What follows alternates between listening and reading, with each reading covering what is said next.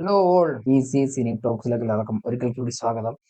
അപ്പം ഞാനൊക്കെ ആദ്യം സിനിമ കണ്ടു തുടങ്ങിയത് ടി വിയിലാണ്.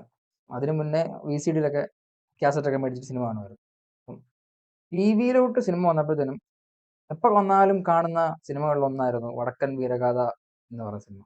പിന്നെ ഒരു ഫോണൊക്കെ വന്ന ഈ സമയത്താണ് സിനിമകളുടെ പിന്നണിയിൽ പ്രവർത്തിച്ചിരിക്കുന്നവരെ പറ്റി ശ്രദ്ധിക്കുന്നതും അത് ആരൊക്കെയാണ് എന്നൊക്കെ നോക്കുമ്പോഴാണ് അതിൽ കണ്ടിട്ടുള്ള അതിൽ എഴുത്തിനാണ് ശരിക്കും സിനിമയിൽ പ്രാധാന്യം എന്ന് മനസ്സിലാക്കിയ ഒരു സമയത്താണ് ആ സിനിമകൾ അല്ലെങ്കിൽ ഇപ്പം വടക്കൻ വീരഗാഥ, അടിയൊഴുക്ക്, കേരളവർമ്മ, പഴശ്ശിരാജ എന്ന് പറഞ്ഞ സിനിമകൾ MT സാർ എഴുതിയതാണ് എന്ന് ഞാൻ മനസ്സിലാക്കുന്നത്. അതിനകത്ത് ആ ഓരോ ഓരോ ഓരോ സീനിലെ ഓരോ ക്യാരക്ടേഴ്സിന്റെയും ഡെപ്തൊക്കെ നമുക്കിങ്ങനെ മനസ്സിലാക്കി തരാൻ സാധിക്കുന്ന ഒരു റൈറ്റിംഗ് ആണ് ശരിക്കും MT സാറിന്റെ ഓരോ സിനിമകളിലും കണ്ടു വരാൻ പോകുന്നത്. അധികം എല്ലാ പടങ്ങളൊന്നും കണ്ടിട്ടില്ല. ഞാൻ കണ്ടിട്ടുള്ള ചില പടങ്ങളാണ് ഈ ഇതാ അടിയൊഴുക്ക്, പിന്നെ വടക്കൻ വീരഗാഥ അങ്ങനെയുള്ള സിനിമകൾ.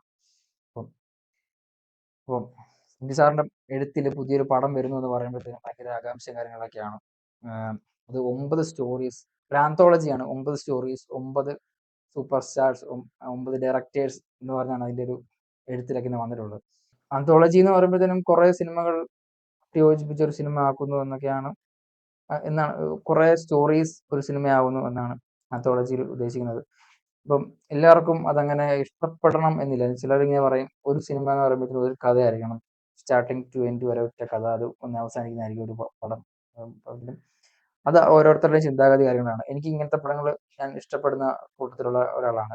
സോളോ, ആണും പെണ്ണും, 5 സുന്ദരികൾ എന്ന് പറയുന്ന സിനിമകൾ ഞാൻ കണ്ട് അതിൻ്റെ അകത്ത് എന്തൊക്കെയാണ് ഉള്ളത് എന്ന് മനസ്സിലാക്കിയിട്ടുള്ളതാണ്. ഓരോ സിനിമകളും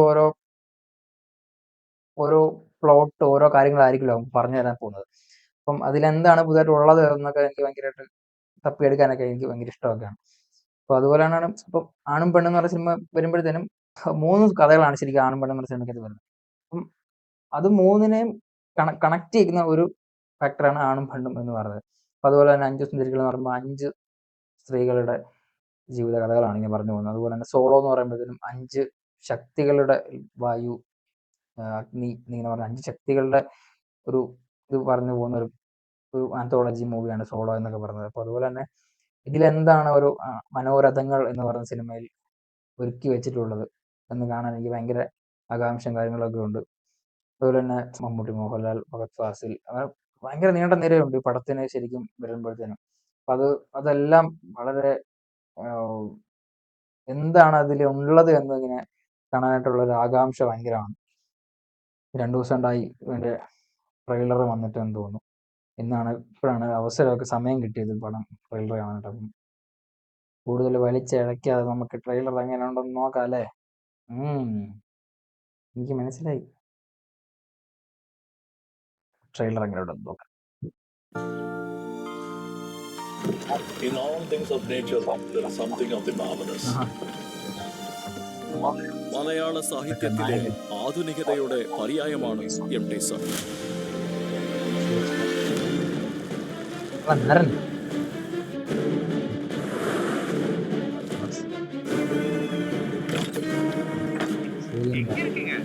നാളെ കടകണ്ണ വയ്ക്കും. കട്ടുകണ്ണാത്ത പൂച്ചകളുള്ള ഒരേ ഒരു നാട് America. You asked about relationship. It didn't work. Property. 8 directors are there.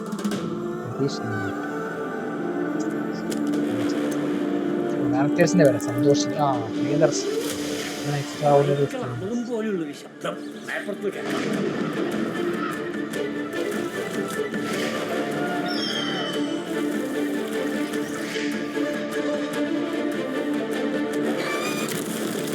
യുദ്ധത്തിന്റെ ഇടിമുഴക്കത്തിന്റെ നാടുകളിലാണ് അങ്ങോട്ടുള്ള യാത്ര.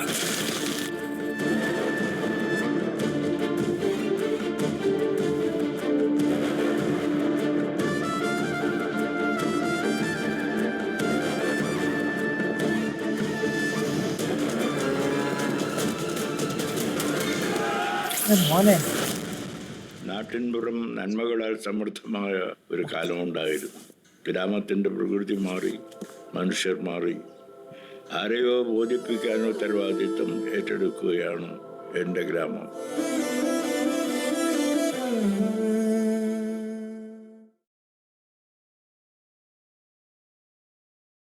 ആണ് സാധനം. ഇതില് എന്തോ അല്ല, അതിൽ എന്തൊക്കെയോ കാര്യങ്ങളുണ്ട്.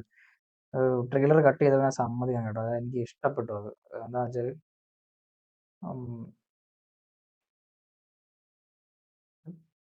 ട്രെയിലർ എന്ന് പറയുമ്പോഴത്തേനും ചെറിയൊരു കഥ കാര്യങ്ങളൊക്കെ കാണിച്ചു, ശരിക്കും ടീസർ പോലെ തോന്നി എനിക്ക്.